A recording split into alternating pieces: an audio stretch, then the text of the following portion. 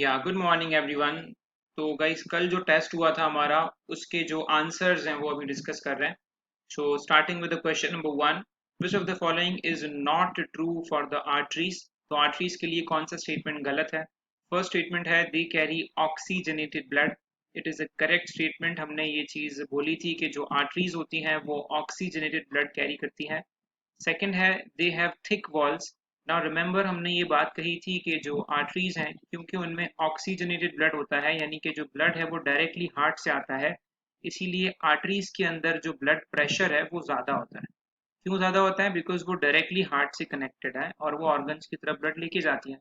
और क्योंकि blood pressure ज़्यादा होता है इसीलिए जो आर्टरीज की वॉल्स हैं वो कंपैरेटिवली थिक होती हैं as compare to the veins. Okay, so walls of the arteries are thick. Again it is a correct statement. अब सी की बात करें तो they have walls to prevent backflow. अब यार ये एक रॉन्ग स्टेटमेंट है क्योंकि हमने ये देखा था कि जो वॉल्व्स होती हैं उनकी जरूरत इसीलिए पड़ती है क्योंकि जब ब्लड प्रेशर कम होता है तो उसका बैकफ्लो ना हो, और इसीलिए ये प्रेजेंट होती है वेन्स में। क्योंकि वेन्स में क्या होता है? वेन्स में ब्लड प्रेशर कम होता है, और क्योंकि वेन्स में ब्लड प्रेशर कम होता है इसीलिए उसमें बैकफ्लो का खतरा होता है। अब बैकफ्लो का मतलब है कि अगर ब्लड वापस किसी ऑर्गन से हार्ट की तरफ आ रहा है तो प्रेशर की कमी की वजह से वो ब्लड वापस उस ऑर्गन में लौट जाए और वहीं इकट्ठा हो जाए। इसको हम बोलते हैं बैकफ्लो। तो बैकफ्लो जो है वो कहाँ होने के चांसेस हैं? वेन्स के अंदर, क्योंकि वहां पे ब्लड प्रेशर कम है। इसीलिए वॉल्स जो है वो किस में होने चाहिए? वेन्स में। तो इसीलिए आर्टरीज में वॉल्स नहीं होते हैं, इसीलिए सी स्टेटमेंट हमारा गलत स्टेटमेंट है। और चौथा statement they carry blood from heart to organs, arteries के लिए ये स्टेटमेंट भी एक सही स्टेटमेंट है क्योंकि आर्टरीज जो है वो हार्ट से ऑर्गन्स तक ब्लड लेके जाती है। सो इस क्वेश्चन के लिए जो सी स्टेटमेंट है वो रॉन्ग स्टेटमेंट है। अब आगे बढ़ते हैं। Pick the wrong statement from the following. Again एक रॉन्ग स्टेटमेंट पूछा जा रहा है, फटाफट पढ़ते हैं। पहला स्टेटमेंट है capillaries help in exchange of gases and nutrients. ये एक सही स्टेटमेंट है। मैंने आपको कहा था जो कैपिलरीज होती हैं वो आर्टरीज और वेन्स को आपस में मिलाती हैं। तो capillaries basically connect the arteries and the veins together, और इसीलिए कैपिलरीज जो है वो ऑर्गन्स में एक्सचेंज ऑफ गैसेस के लिए बहुत ही क्रूशियल रोल प्ले करती हैं क्योंकि इनकी वॉल्स बहुत थिन होती हैं। So capillaries have thin walls, और because of the thin walls वहां पे एक्सचेंज ऑफ न्यूट्रिएंट्स हो पाता है between the capillaries and the cells of an organ. यानी कि यूं समझो कि किसी भी ऑर्गन की तरफ ब्लड लेकर आएगी आर्टरी, ऑर्गन से ब्लड वापस ले जाएगी वेन, लेकिन ऑर्गन के अंदर हर एक सेल को खाना यानी कि ऑक्सीजन और न्यूट्रिएंट पहुंचाएगी कौन? कैपिलरी। सो पहला स्टेटमेंट ठीक स्टेटमेंट है। Fishes have a two chambered heart. अब ये भी एक सही स्टेटमेंट है, मैंने आपको बताया था और एक बारी फिर बताता हूँ, सब लोग ध्यान से सुन लीजिए कि जो फिशेस होती हैं, जो एम्फीबियंस होते हैं यानी कि आपके फ्रॉग्स, और जो रेप्टाइल्स होते हैं, तीनों की एक साथ बात कर रहा हूँ, एम्फीबियंस और रेप्टाइल्स। अब याद रखना ये तीनों कोल्ड ब्लडेड ऑर्गेनिजम्स हैं। कोल्ड ब्लडेड ऑर्गेनिजम्स वो होते हैं जो अपना टेम्परेचर माहौल के हिसाब से, एटमॉस्फेयर के हिसाब से रेगुलेट करते हैं, यानी उनको अपनी बॉडी का टेम्परेचर कांस्टेंट रखने की जरूरत नहीं है। और इसका मतलब ये है कि इनकी जो एनर्जी नीड्स हैं वो कम है क्योंकि इनको कंटिन्यूसली हीट प्रोड्यूस नहीं करनी है बॉडी का टेम्परेचर मेंटेन करने के लिए, तो एनर्जी नीड्स आर लेस। जबकि ह्यूमंस और बर्ड्स में ऐसा नहीं है। मैमल्स और बर्ड्स के अंदर एनर्जी नीड्स ज्यादा है क्योंकि हम वार्म ब्लडेड हैं, इसीलिए हमको कंटिन्यूसली हमारे ब्लड को गर्म करने के लिए हीट एनर्जी चाहिए। समझ में आई? और इसीलिए क्योंकि इनकी एनर्जी नीड्स कम है, इनके अंदर जो हार्ट के चैम्बर्स हैं वो 2 या 3 पाए जाते हैं। सो इधर देर आर 2 चैम्बर्स और 3 चैम्बर्स, क्योंकि यहाँ पे ऑक्सीजनेटेड और डीऑक्सीजनेटेड ब्लड को अलग अलग रखने की जरूरत ही नहीं है क्योंकि एनर्जी नीड्स बहुत कम है। समझ आ रहा है आपको? तो इसीलिए हम लोग फिशेस के अंदर 2 चैम्बर्ड हार्ट देखते हैं। अब सी स्टेटमेंट की बात करते हैं अगर, तो cockroaches have open type of circulation. अब ये क्या झमेला है जरा समझो। अब कॉकरोचेस को हम रखते हैं आर्थ्रोपोडा में। आर्थ्रोपोडा जो एनिमल किंगडम का सबसे बड़ा फाइलम है, और उसमें सारे के सारे आपके इंसेक्ट्स आते हैं और सबसे फेमसली इसमें कॉकरोच आता है। अब कॉकरोचेस के अंदर ओपन टाइप ऑफ सर्कुलेशन होता है। सर्कुलेशन दो तरह का होता है, एक होता है ओपन और एक होता है क्लोज्ड। क्या फर्क है? क्लोज्ड का मतलब है जिसमें जो ब्लड है वो क्लोज्ड वेसल्स में बहता है। तो एक क्लोज्ड वेस्कुलर सिस्टम होता है जिसके अंदर ब्लड बहता है, जैसे हमारे पास आर्टरीज, वेन्स और कैपिलरीज हैं। लेकिन ओपन का मतलब ये है कि यहाँ पे वेसल्स नहीं होती हैं, यानी कि कॉकरोचेस के पास जो ब्लड है वो वेसल्स के थ्रू नहीं बहता है। तो सर कैसे बहता है? तो सर ऐसे बहता है कि वहां पे डायरेक्टली जो बॉडी कैविटी है उसके अंदर ब्लड डायरेक्टली बहता है। सपोज कर लो जैसे ये कॉकरोच की अगर बॉडी कैविटी है तो यहाँ पे ब्लड पूरी बॉडी में ऐसे हैफोजेडली बहता है। और इस बॉडी कैविटी को, कॉकरोच की इस बॉडी कैविटी को हम कहते हैं हीमोसील। तो हीमोसील जो है, आपने 9th क्लास में ये चीज पढ़ी हुई है। Haemocoel is the body cavity of cockroaches arthropoda, और उसके अंदर जो ब्लड है वो हीमोलिम्फ के फॉर्म में फैलता है। तो कॉकरोचेस जो हैं उनके अंदर जो सर्कुलेशन है वो ओपन टाइप का है। इनफैक्ट जितने भी इंसेक्ट्स हैं, कॉकरोचेस हैं, मॉस्किटोज हैं, फ्लाइज हैं, सबके अंदर जो सर्कुलेशन है वो ओपन टाइप का मिलता है। तो again it is a correct statement. कुछ लोगों को ये स्टेटमेंट रॉन्ग लगा होगा, आई अंडरस्टैंड, बट ये सही स्टेटमेंट है, ये जानबूझ के दिया गया है। डी स्टेटमेंट है lymph helps in transportation of lipids. याद करना, जब मैंने लिम्फ के बारे में डिस्कस किया था तो मैंने कहा था lymph is also known as tissue fluid, और लिम्फ जो है उसका मेजर फंक्शन मैंने बताया था ट्रांसपोर्टेशन ऑफ लिपिड्स। तो जो लिपिड्स हैं, जब वो डाइजेस्ट होते हैं हमारे स्मॉल इंटेस्टाइन में, तो स्मॉल इंटेस्टाइन से वो पूरी बॉडी में पहुंचाए जाते हैं with the help of special lymph vessels. और उन लिम्फ वेसल्स को हम कहते हैं लैक्टियल्स। नाम याद रखने की जरूरत नहीं है, एक इन्फॉर्मेशन है। और इन्हीं लैक्टियल्स के थ्रू लिम्फ के फॉर्म में ये डाइजेस्ट होकर के हर एक सेल तक जाते हैं। तो याद रखना, ट्रांसपोर्टेशन ऑफ फैट्स के लिए जो लिम्फ है वो बहुत ही की रोल प्ले करती है। अब थर्ड क्वेश्चन की बात करें तो विच ऑफ द फॉलोइंग, अच्छा, तो दूसरे क्वेश्चन में कोई रॉन्ग स्टेटमेंट है ही नहीं, चारों के चारों स्टेटमेंट करेक्ट है। इसीलिए दूसरे क्वेश्चन में हम लिखेंगे there is no wrong statement, तो इट्स अ ट्रिक क्वेश्चन। अच्छा, बात करते हैं थर्ड क्वेश्चन की। So third question is which of the following is false, इनमें से कौन सा गलत है? Xylem helps in transportation of water and minerals, ये बिल्कुल ठीक है। जाइलम जो है वो पानी और मिनरल्स को नीचे से ऊपर पहुंचाता है प्लांट्स के अंदर। Phloem helps in translocation of nutrients. अब यार ये वर्ड को जो है ना तुम बहुत ध्यान से देख लो और बहुत ध्यान से इसको लिख लो, याद कर लो। ट्रांसलोकेशन जो है वो हमेशा हम यूज करते हैं ट्रांसफर ऑफ सॉल्युबल फूड यानी कि सुक्रोज यानी कि शुगर्स, और सॉल्युबल फूड हमेशा प्लांट्स के अंदर फ्लोएम जो है वो ट्रांसफर करता है। इसीलिए ये स्टेटमेंट भी एक सही स्टेटमेंट है। अब बात करें सी स्टेटमेंट की, तो flow through xylem vessels is bye directional.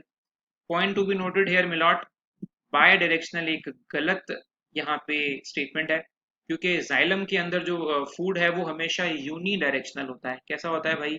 Uni directional, मतलब एक ही डायरेक्शन में बहता है, and that is from down to up, यानी कि वो सॉइल से रूट्स में आएगा और रूट से पूरे के पूरे प्लांट में जाएगा। समझ में आया? तो जाइलम के अंदर जो फ्लो है वो एक दिशा में होता है, दैट इज नीचे से ऊपर। बाय डायरेक्शनल कहाँ होता है सर? बाय डायरेक्शनल फ्लोएम के अंदर होता है। ठीक है, तो लास्ट स्टेटमेंट है phloem contains sieve tubes and companion cells. Again ये एक ठीक स्टेटमेंट है, हम 9th क्लास में पढ़ चुके हैं।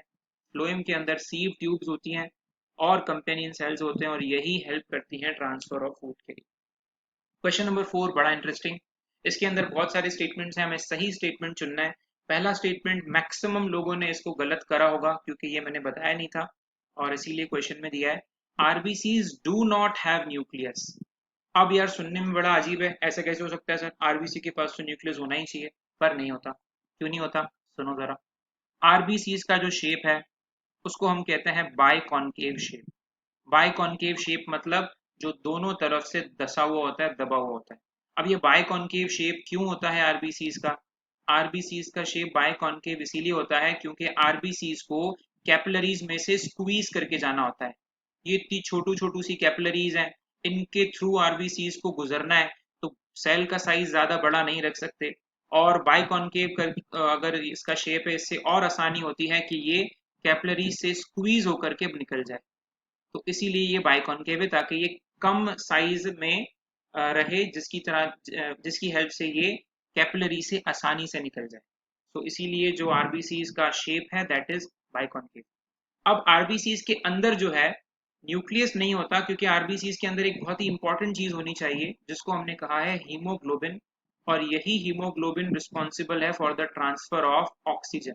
तो क्योंकि आरबीसीज के अंदर हमें ढेर सारा हीमोग्लोबिन भरना है, इसीलिए वहां पे न्यूक्लियस की कोई गुंजाइश, कोई जगह नहीं बचती। तो याद रखना, मैमल्स के अंदर, मोस्ट ऑफ द मैमल्स के अंदर जो आरबीसीज है उनमें न्यूक्लियस नहीं होता है। This is very important. So again ये एक सही स्टेटमेंट है।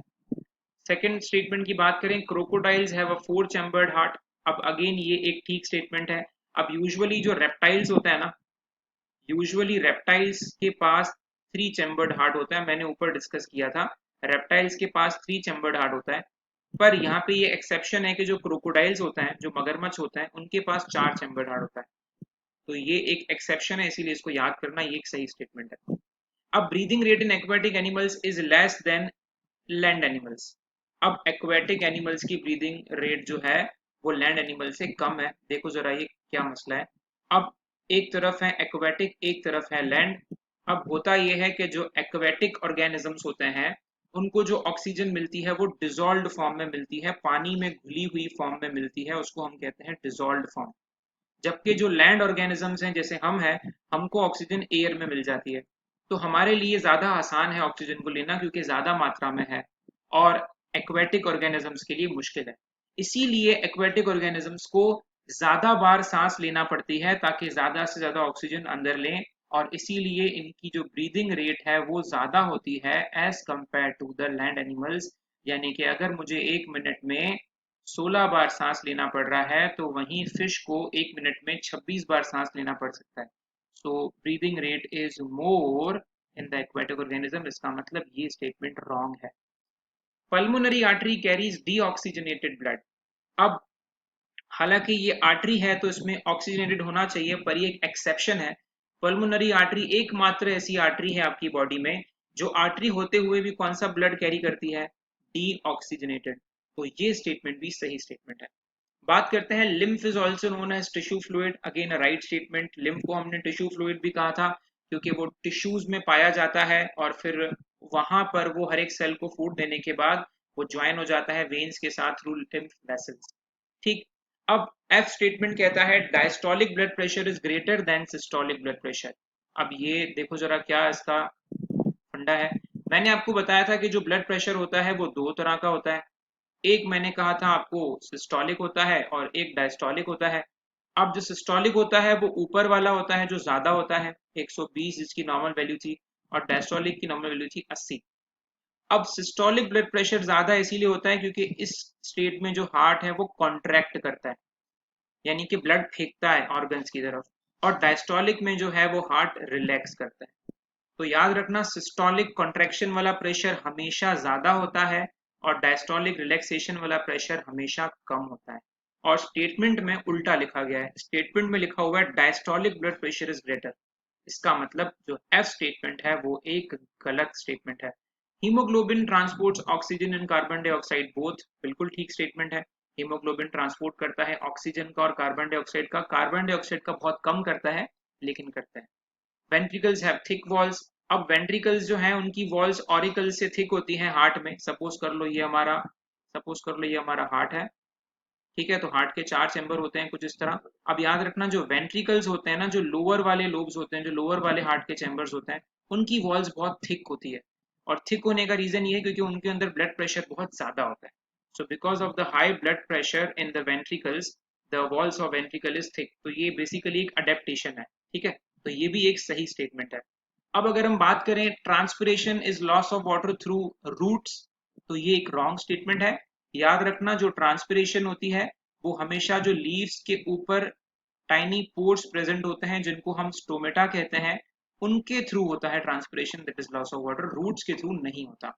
यानी कि ये स्टेटमेंट भी एक गलत स्टेटमेंट है। तो कितने स्टेटमेंट यहाँ पे सही हो गए हमारे पास, देखो जरा। एक हमारे पास सही है ए वाला, फिर एक बी वाला सही है, फिर एक डी वाला सही है, फिर ई वाला सही है, फिर जी, एंड देन एच। ठीक है, तो ये यहाँ तक के क्वेश्चंस आप लोग देख लो। अगले क्वेश्चंस हम अगले पार्ट में देखते हैं। और यहाँ तक चेक करके मुझे बताओ कि कितने लोगों ने कितने कितने सही कर लिए हैं यहाँ तक।